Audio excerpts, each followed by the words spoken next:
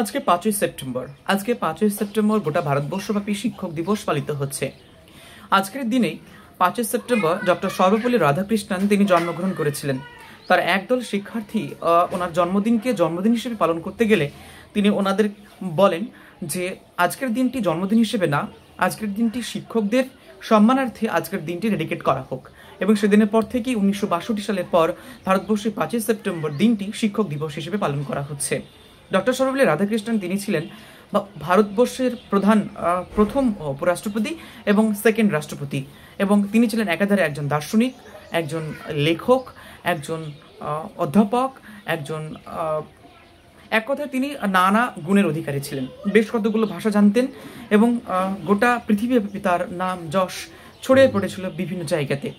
তিনি শিক্ষকদেরকে যে সম্মান দিয়েছেন সে সম্মান পশ্চিমবঙ্গের যে শিক্ষকরা আছে তারা কি আদৌ পাচ্ছে? 26,000 চাকরি বাতিল, 32,000 নিয়ে টানাপাড়া, যারা হবি শিক্ষক তারা শিক্ষক হতে পারছে না, এবং এর পাশাপাশি আরও যে নিপীড়িত লাঞ্ছিত হচ্ছে শিক্ষকরা চারিদিকে। এবং গত 2 দিন আগেই দেখলাম একটা শিক্ষক সে মিড ডে মিলের সমস্যার কারণে, সে জালিয়াতি সমস্যার কারণে উনি আত্মহত্যা করে মারা গেছেন।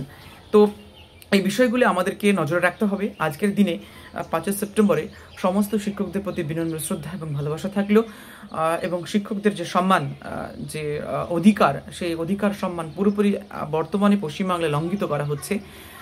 বলা হচ্ছে ভুরি ভুরি শিক্ষক নিয়োগ হচ্ছে, আদৌ এটা ফালতু কথা।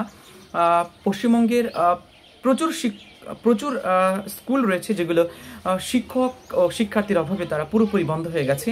এমনকি অনেক স্কুল রয়েছে, বড় বড় স্কুল, যেখানে 1টি বা 2টি মাত্র শিক্ষক এখানে জাস্ট আছে।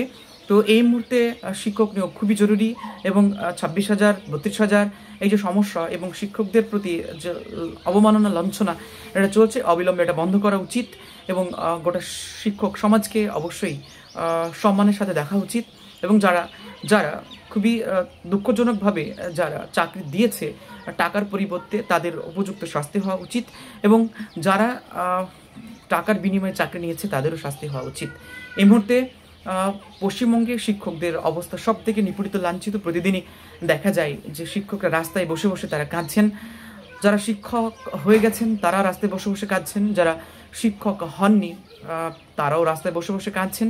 এই মুহূর্তে সাধারণ মানুষ হিসেবে আপনাদের প্রত্যেককে শিক্ষকদের সম্মান এবং তাদের পাশে দাঁড়ানো উচিত, কারণ এখন শিক্ষকরা ভেঙে পড়েছেন এবং সাপোর্ট করার দায়িত্ব আপনাদেরই, কারণ শিক্ষক হচ্ছে সমাজ গড়ার কারিগর এবং আপনারও তাদের সাপোর্ট করা উচিত।